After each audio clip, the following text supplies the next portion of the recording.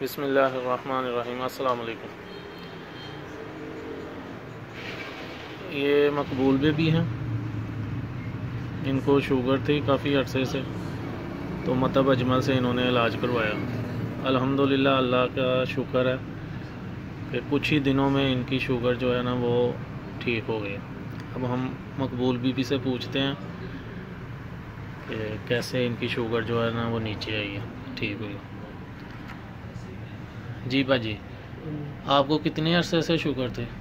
Sugar तकरीबन 3 साल जी। ते इलाज करवाया सब तो पहले पाक मेडिकल में जी तकरीबन 1 साल।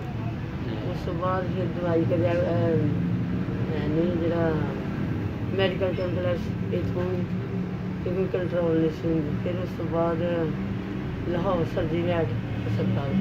कितने अरसे से आपकी शुगर जो है वो 500-550 से नीचे नहीं थी आ रही? 4 साढ़े 4 महीने तक नीचे नहीं सी। किधर किधर से आपने इलाज करवाया?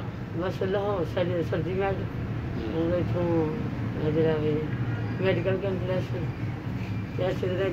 काफ़ी जगह से। और ये मतलब अजमल का आपको किसने बताया? वो पखेड़े सर मेरे बेटे को काम करता था जी ना जी।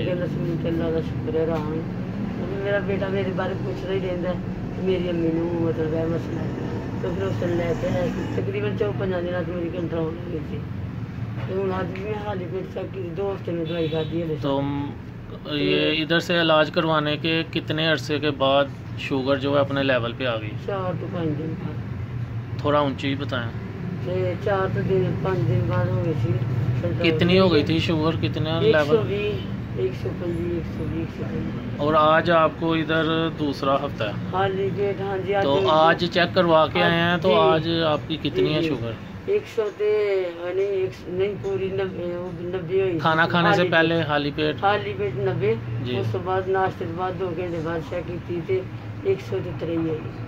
130। और ब्लड प्रेशर? 120 पिलाते 80 नहीं थे जो भी करावाई नहीं हफ्ता डेढ़ माशाल्लाह।